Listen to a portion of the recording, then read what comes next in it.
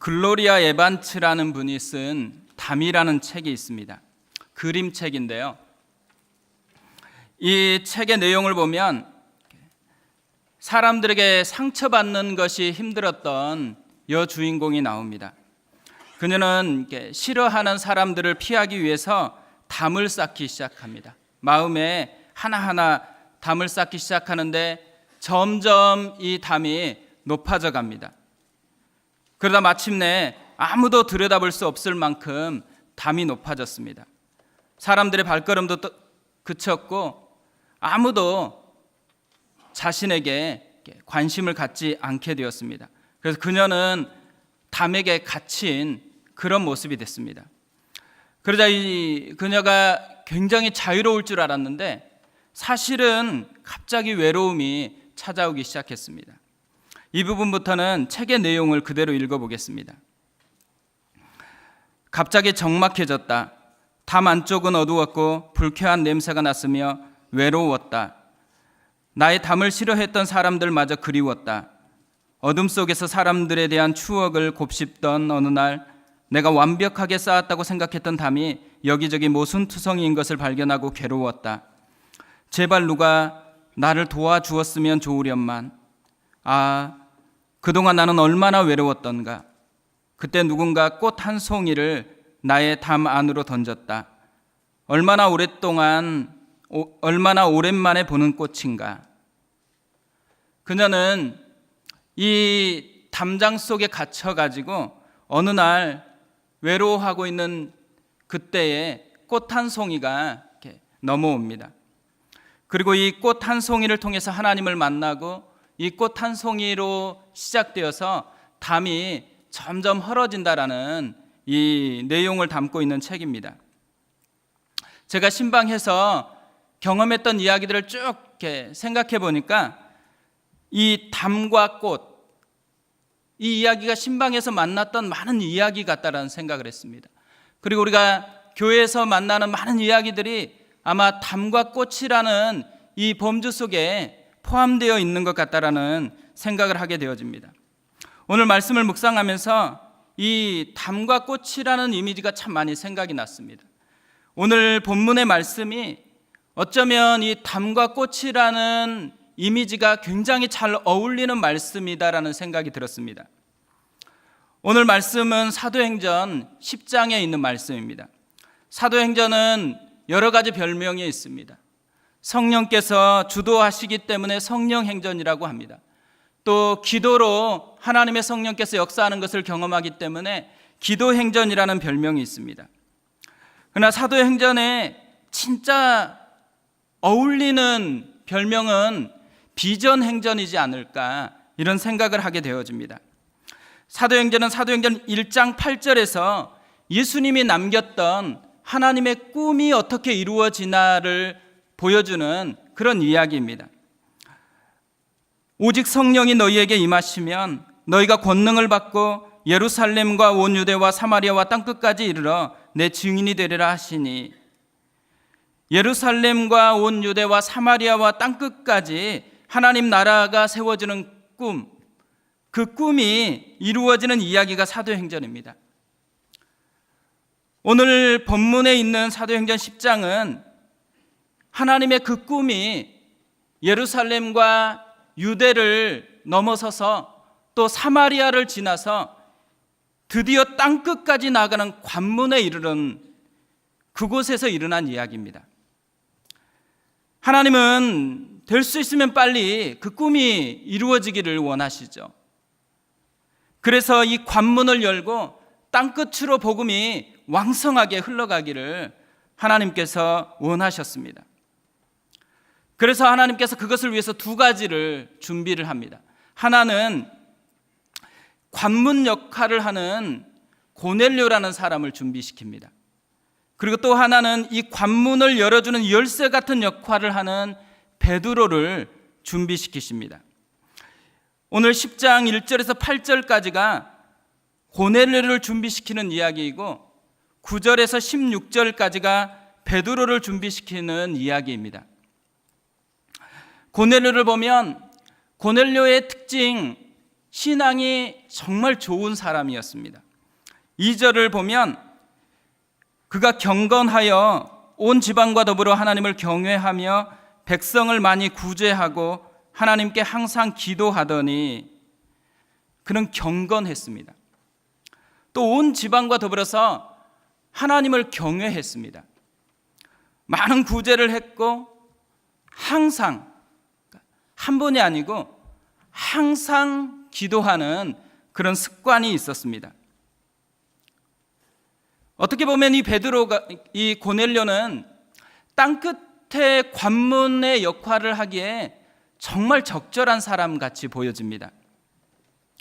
그리고 베드로는 성령과 능력이 충만한 사람이었습니다.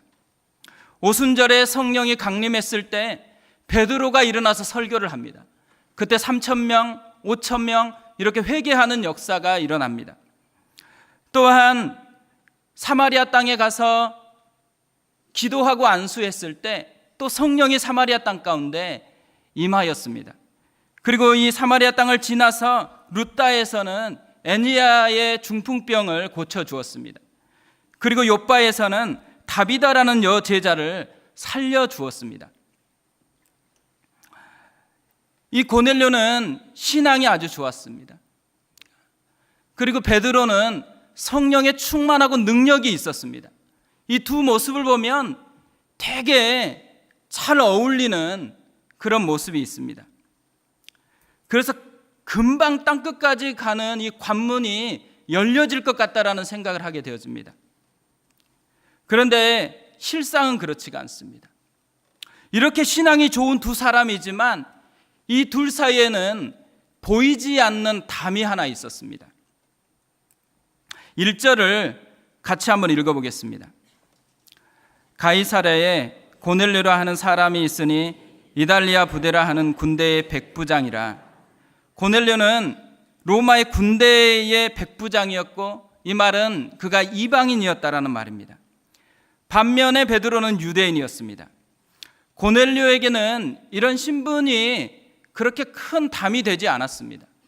그런데 문제는 베드로였습니다. 베드로에게는 이 고넬료가 이방인이다라는 것은 굉장히 큰 담이 되었습니다. 사도행전 10장 28절에서 베드로는 이것을 이렇게 이야기합니다. 이르되 유대인으로서 이방인과 교제하며 가까이 하는 것이 위법인 줄은 너희도 알거니와 하나님께서 내게 지시하사 아무도 속되다 하거나 깨끗하지 않다 하지 말라 하시기로.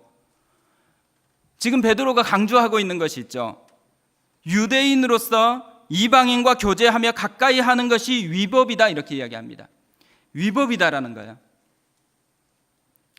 이게 작은 것 같지만 굉장히 심각한 이 둘 사이의 담이었습니다. 이 담을 편견이라는 담이라고 할 수 있죠. 만약에 이 담이 허물어지지 않았다면 아마 베드로는 고넬료 가정에 가지 않았을 것입니다. 고넬료 가정에 가지 않았다면 하나님의 꿈은 여기에서 멈출 수밖에 없는 그런 상황이었습니다. 제가 설교를 준비하면서 왜 이 말씀을 골랐냐면 제가 우리 둘째와 여행을 떠났던 기억 때문에 이 제목을 골랐는데요. 얼마 전에 이 둘째와 여행을 강원도로 다녀왔습니다. 둘째가 좀 힘들어하는 부분이 있어서 이 여행을 통해서 좀 해소시켜주고 싶어서 여행을 떠났는데요. 그러니까 둘째가 원하는 대로 굉장히 맛있는 것들을 먹었습니다. 그리고 원하는 해변을 거닐고 또 원하는 카페에서 이렇게 재밌게 시간을 보냈습니다. 저는 여행을 떠날 때 주로 여행의 이름을 짓거든요. 네, 평상시에는 제가 이름을 지어서 많이 갔습니다. 그런데 그때는 이름을 짓지 않고 갔습니다. 그리고 이제 해변을 거닐다가 우리 둘째에게 물었습니다. 이번 여행을 어떤 이름으로 했으면 좋겠니? 자기가 지금 너무 행복하기 때문에 행복 여행으로 했으면 좋겠다고 했습니다. 그래서 저희가 봐도 어울리는 이름이어서 그날 여행은 행복 여행으로 이름을 지었습니다. 이 여행이 이제 마지막으로 갈 때 시장에 들려서 시장을 보고 이제 다시 집으로 오는 코스였는데요. 이 바람이 불어가지고 좀 머리카락이 좀 많이 날렸습니다. 그래서 먼저 이 머리를 묶는 끈을 사려고 시장에서 가서 제일 먼저 이 끈을 사는 데로 갔습니다. 머리 묶는 끈을 사려고 하는데 시선이 있잖아요, 시선. 우리 둘째 시선이 끈에 있지 않고 다른 데 있습니다. 옆에 있는 작은 인형의 시선이 꽂혀 있습니다. 그래서 돈이 없어서 현금으로 사야만 되거든요. 근데 현금이 없어가지고 인형은 안 된다 그랬습니다. 인형은 안 된다고 하기 시작하자마자 갑자기 얼굴이 서서히 변해가기 시작했습니다. 작은 그 인형 하나 때문에 앞에 있었던 모든 행복이 안개처럼 다 사라지기 시작했습니다. 인형 하나 안 사줬는데 점점 표정이 온 세상 죄를 지고 가는 어린 양처럼 그렇게 되어가고 있었습니다. 할 수 없이 은행에 가서 돈을 찾아가지고 인형을 사주었습니다. 다시 행복이 찾아왔습니다. 마치 예수님 이전과 이후 같이 인형 이전과 이후가 완전히 달라졌습니다. 돌아오는 차 안에서 제가 딸에게 이야기를 했습니다. 작은 인형 하나 때문에 모든 행복을 사라지게 해서는 안 된다고, 작은 거 하나 때문에 전체를 망치게 해서는 안 된다고 그렇게 이야기를 했습니다. 근데 사실 돌아오면서 이 사건이 마치 성령님이 저에게 하시는 음성같이 그렇게 들려졌습니다. 작은 인형 하나 때문에 모든 행복을 날려서는 안 된다. 그러니까 작은 것 하나 없다고 마치 모든 것이 없는 것처럼 그렇게 호들갑스럽게 해서는 안 된다. 그러니까 여러 이 마음이 계속 맴도는 거예요. 우리에게 모든 것이 불행해서 불행한 사람은 별로 없습니다. 많은 것이 갖춰졌는데 어떤 하나, 작은 인형 같은 그 하나가 없을 때 우리는 굉장히 모든 것이 다 없어졌다고 그렇게 여기는 것입니다. 사단이 우리에게 어떻게 장난을 칠까라고 생각해 봤을 때 사단이 애써가지고 우리의 모든 걸 망치려고 하지는 않는다라는 거예요. 작은 것 하나를 변화시키면 되는 겁니다. 작은 씨앗 하나 심어 놓으면 그 씨앗에 속아가지고 모든 것을 망치는 그런 메커니즘이 있는 게 죄인된 인간의 모습이라는 거예요. 사단이 사울에게 질투라는 작은 씨앗 하나를 심었습니다. 그래서 사단이 이 심어놓은 씨앗, 작은 이 질투 하나 때문에 사울은 왕에서 미치광이로 그렇게 변합니다. 사단은 마귀는 이 가룟 유다에게 예수를 팔려는 생각 하나, 그 생각 하나를 심었습니다. 그런데 이 생각 하나 때문에 가룟 유다는 예수님을 팔고 또 자살하게 되는 그런 인생을 망치는 길을 선택을 했습니다.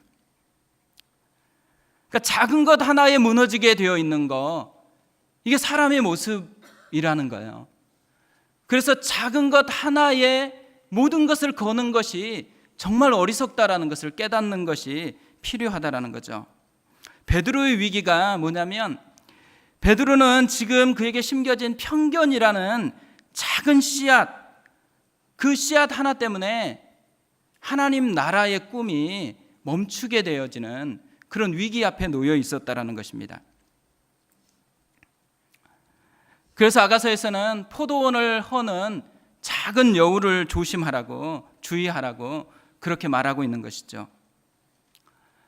사람 속에 이런 연약함이 있는 것, 이 연약함이 있는 것을 우리 주님이 아십니다.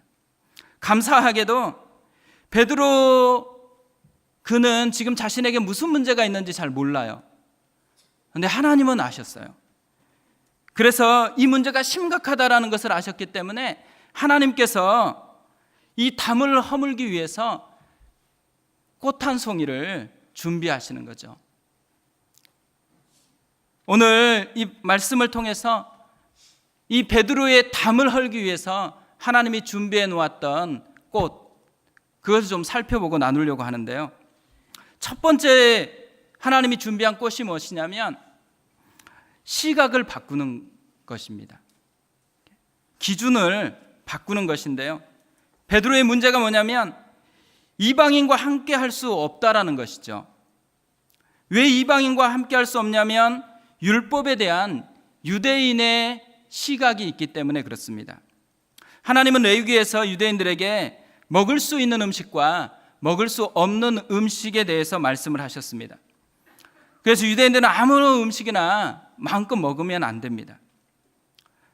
그런데 오늘 환상 중에 하늘이 열리고 한 그릇이 내려왔는데 그 그릇 속에 각종 4발 가진 짐승이 있었고 기는 것이 있었고 공중에 나는 것들이 있었다고 이야기합니다.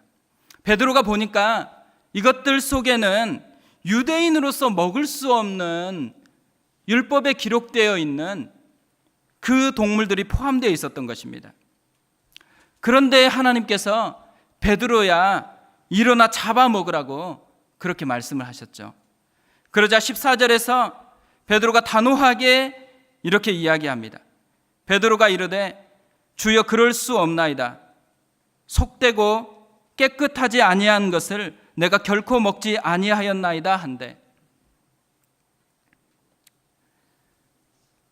베드로가 지금 강조하고 있는 건 뭐냐면요, 속되고 깨끗하지 아니한 것에 대해서 강조합니다. 그런데 하나님이 다시금 다른 초점으로 말씀을 하십니다. 15절에서 또 두 번째 소리 있으되 하나님께서 깨끗하게 하신 것을 내가 속되다 하지 말라 하더라. 하나님의 초점이 어디에 있냐면 하나님께서에 있습니다. 베드로의 초점 뭐냐면 속되고 깨끗하지 아니한 것에 있습니다. 무엇에 있어요? 왓에 있는데 하나님의 초점 뭐냐면 누구에 있어요? 누가 그 얘기를 하고 있느냐요. 그러니까 후에 있는 것이죠. 무엇에 대한 시각, 그 시각에 빠져 있는 베드로에게 지금 그 무엇보다도 훨씬 중요한 하나님께서 말씀하고 있다라는 것을 이야기하고 있는 거죠. 우리가 신앙생활을 할 때요, 이런 무엇에 대한 시각으로 살아갈 때가 참 많이 있습니다. 그러니까 하나님께서 중요하게 여기는 이 관계의 시각, 하나님과 나와 어떤 관계가 있는가, 이거에 대한 시각으로 보지 않고서 살아가는 때가 굉장히 많이 있다라는 거죠. 예수님께서 제자 훈련을 했습니다. 3년 정도 제자 훈련하니까 제자들이 예수님에 대해서 많이 알았죠. 그리고 예수님이 행하는 기적을 굉장히 많이 경험을 했습니다. 그러다가 어느 장소, 가이사라 빌립보라는 장소에 이르렀을 때 예수님이 묻습니다. 사람들이 나를 누구라고 하느냐? 그랬을 때 이 제자들이 이야기를 하죠. 엘리야다, 세례 요한이다 이야기를 합니다. 그때 예수님이 다시 묻습니다. 너희는 나를 누구라고 하느냐? 이 포커스를 보면요, 예수님은 자신이 했던 기적, 자신이 가르쳤던 가르침, 이것들보다 훨씬 중요하게 여기는 게 뭐라는 거죠? 지금 너와 나는 어떤 관계에 있느냐, 이게 훨씬 중요한 문제라는 것입니다. 예수님이 베드로가 디베라 바닷가에서 이 실패감을 가지고 있을 때 찾아왔습니다. 그리고 식사를 한 다음에 묻습니다. 뭐라고 묻죠? 네가 나를 사랑하느냐 묻습니다. 예수님이 뭘 원하는 것일까요? 예수님은 무엇에 대한 관심이 있는 것이 아니고 너와 나가 어떤 관계에 있느냐에 대해서 묻고 있는 것입니다. 신앙에서 중요한 것은 무엇이 아니에요. 나와 하나님과 어떤 관계에 있느냐. 하나님이 지금 말씀했다라는 거예요. 지금 베드로는 뭐가 중요하냐면 율법에 나와 있는 그 무엇이 중요한데 그 무엇이 아니고 너의 기준을 바꾸라는 것입니다. 너가 지금 시각을 바꿔서 하나님이 말씀했다라는 것, 그것을 통해서 새롭게 보라는 것입니다. 이 시각의 변화를 주는 것, 이것이 베드로의 편견을 깨트리기 위해서 하나님께서 주신 선물이었습니다. 두 번째로 하나님이 준비한 것은 십자가의 능력을 제한하지 말라는 것입니다. 유대인과 이방인의 담, 이것이 지금 베드로의 문제입니다. 하나님께서 이 문제를 아셨기 때문에 베드로에게 먼저 나타나서 지금 베드로를 준비시키는 거잖아요. 이 베드로를 준비시키면서 베드로에게 지금 무엇을 깊이 각인시킨다고 생각하냐면 이 이방인과 유대인의 담이 이미 허물어졌다라는 거예요. 이 이방인과 유대인의 담을 허물었던 게 뭐죠? 십자가입니다. 바울이 에베소서 2장 14절에서 17절까지 이것을 선명하게 말씀을 하고 있는데요. 같이 한번 읽어보겠습니다. 시작. 그는 우리의 화평이신지라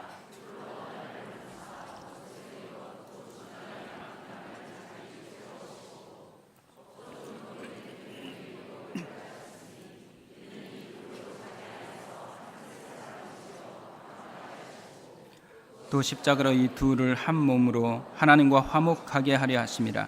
원수된 것을 십자가로 소멸하시고 또 오셔서 먼 데 있는 너희에게 평안을 전하시고 가까운, 여기서 둘은 유대인과 이방인들을 이야기합니다. 이 둘의 담이 있었는데 이 담을 화평이신 주님이 십자가를 통해서 허물었다라고 말씀을 하고 있습니다. 베드로가 예수님의 십자가의 이 능력을 몰랐을까요? 저는 알았다고 생각을 합니다. 사도행전 2장에서 베드로가 설교했을 때 마음이 찔려가지고 사람들이 어찌할꼬 묻습니다. 그때 베드로가 대답을 합니다. 사도행전 2장 38절 39절인데요. 베드로가 이르되 너희가 회개하여 각각 예수 그리스도의 이름으로 세례를 받고 죄 사함을 받으라. 그리하면 성령의 선물을 받으리니 이 약속은 너희와 너희 자녀와 모든 먼데 사람 곧 주 우리 하나님이 얼마든지 부르시는 자들에게 하신 것이라 하고, 베드로가 무슨 얘기를 하냐면 이 성령의 약속, 이 십자가의 능력이 어디까지 적용이 되냐면 너희와 너희 자녀와 모든 먼데 사람, 하나님이 부르시는 그 사람들에게 영향을 미친다라는 거죠.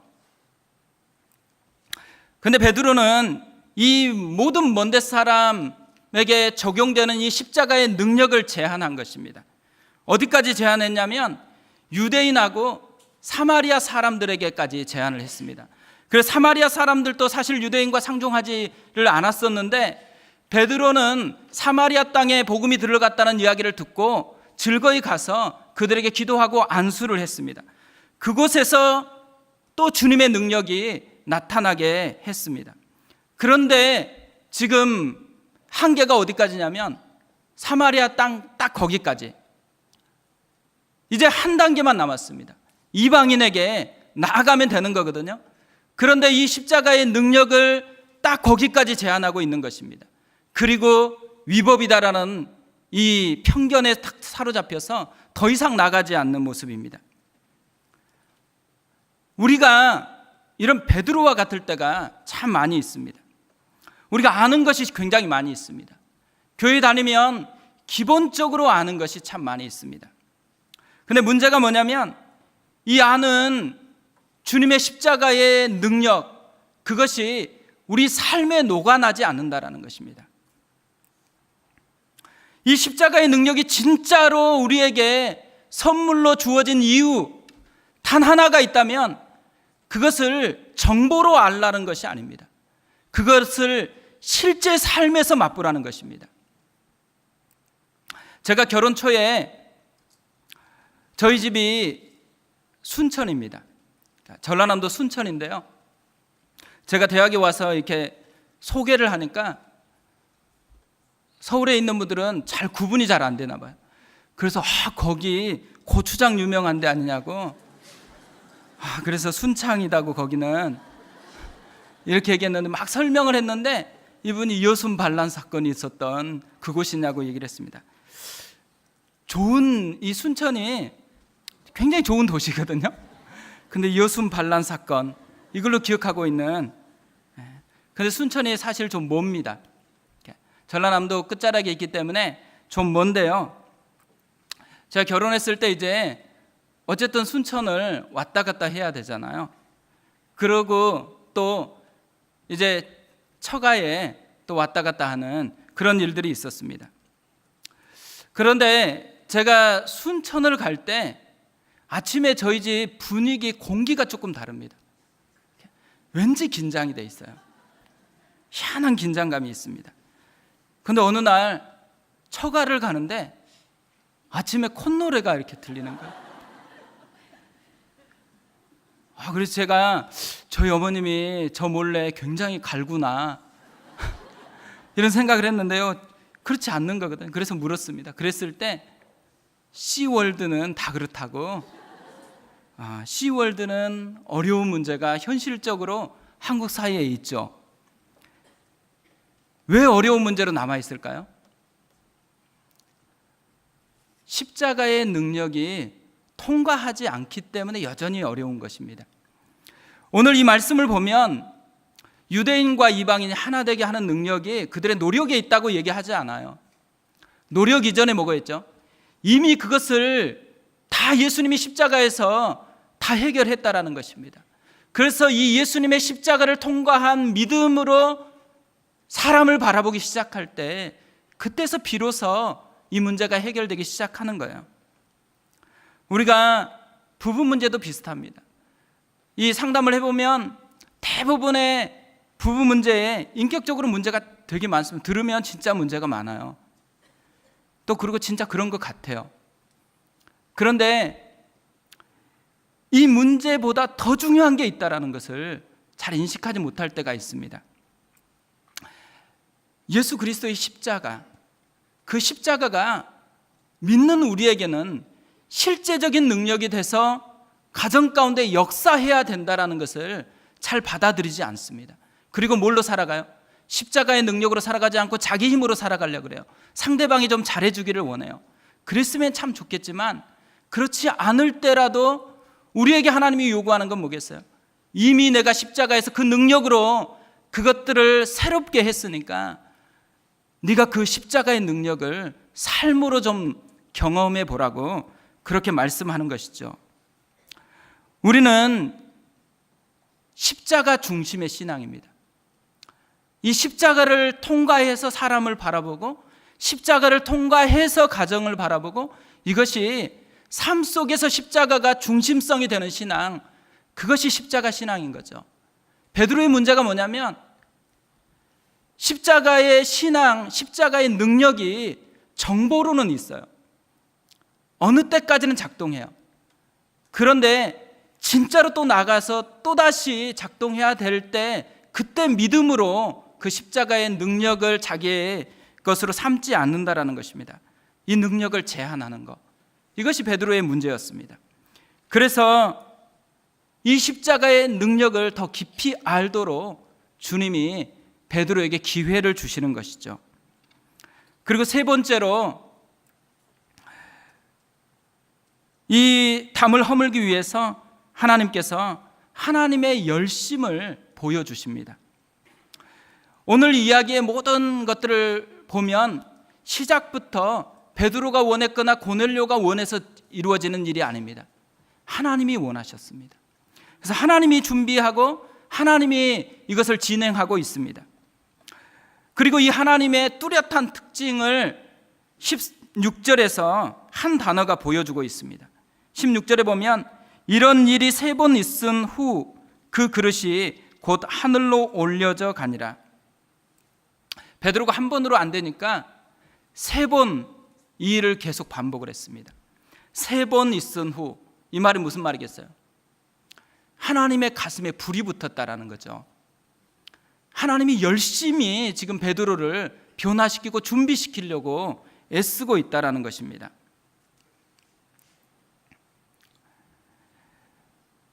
베드로에게 이 하나님의 열심, 3번이나 그를 흔들어 깨우는 그 열심 때문에 베드로는 고민하기 시작합니다. 그리고 고넬료의 가정에 가기 시작하고 그때에 하나님이 왜 그랬는지를 비로소 온전하게 알게 되어집니다.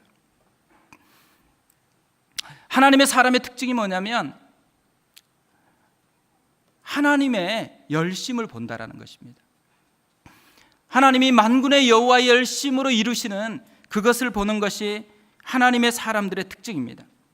골리앗 앞에서 많은 이스라엘 군대의 병사들이 두려워서 떨었습니다.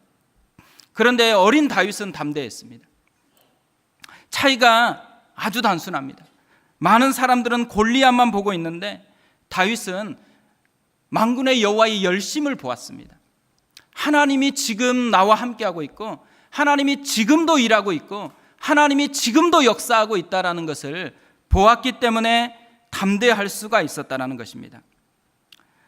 하나님이 우리에게 보여주고 싶어 하는 게 뭘까요? 오늘 기도하러 이 자리에 우리가 모여 있는데요, 이 자리에 지금 모여 있는 한 분 한 분을 주님이 찾아가서 진짜 마음을 열어주면서 보여주고 싶은 것이 있다면 하나님이 열심으로 지금 바로 내 앞에 있다라는 것입니다. 하나님의 열심이 있다라는 것, 이것을 보여주고 싶어 한다라는 것이죠. 맥스 루케이도는 예수님처럼 해서 이렇게 얘기했습니다. 하나님은 당신을 있는 그대로 사랑하신다. 그러나 그대로 두시지는 않는다. 당신이 변화되기 원하신다. 하나님은 당신을 있는 그대로 사랑하신다. 그러나 그대로 두시지는 않는다. 당신이 변화되기 원하신다. 이 루케이도의 이 이야기가 오늘 본문에 베드로에게 그대로 이루어진 이야기입니다. 베드로의 담을 헐고 꽃을 통해서 베드로를 변화시켰습니다. 베드로가 부족했는데, 그에게 담이 있었는데 하나님이 그대로 두지 않고 그에게 다가와서 열심으로 그를 바꾸어 주셨습니다. 그것이 하나님의 사랑입니다. 그런데 놀라운 건 뭐냐면 이 하나님의 열심, 하나님의 이 변화가 언제 시작됐느냐? 언제 시작됐냐면 베드로가 기도하는 그 시간에 시작이 되었다라는 것입니다. 베드로가 기도할 때 하늘이 열렸습니다. 베드로가 기도할 때 하나님의 그 마음이 베드로 가운데 연결이 됐습니다. 그래서 베드로의 시각을 바꿨습니다. 하나님의 열심히 이 기도하는 중에 베드로 가운데 보여졌습니다. 베드로 가운데 이 십자가의 능력이 기도하는 중에 자기 가운데 다시 스며드는 역사가 일어났다라는 것입니다. 오늘 이 밤 우리가 기도하려고 모여 있습니다. 이 기도하는 이 밤이 베드로가 기도하는 그 시간이 되었으면 좋겠습니다. 우리가 기도할 때 하늘이 열렸으면 좋겠습니다. 우리가 기도할 때 하나님의 손길이 나타났으면 좋겠습니다. 그래서 우리의 시각을 바꾸고 우리 안에 이 십자가의 능력이 내 능력이 되게 하고, 그리고 하나님의 열심, 나를 변화시키고 싶어 하고 나를 있는 그대로 사랑하시되 변화시켜서 하나님의 백성다움을 누리게 하기 위해서 내 안에서 행하시는 그 하나님의 열심을 보여주기를 원하는 것, 그리고 그것을 경험하는 것, 그것이 오늘 우리가 기도하는 이 시간의 축복이었으면 좋겠습니다.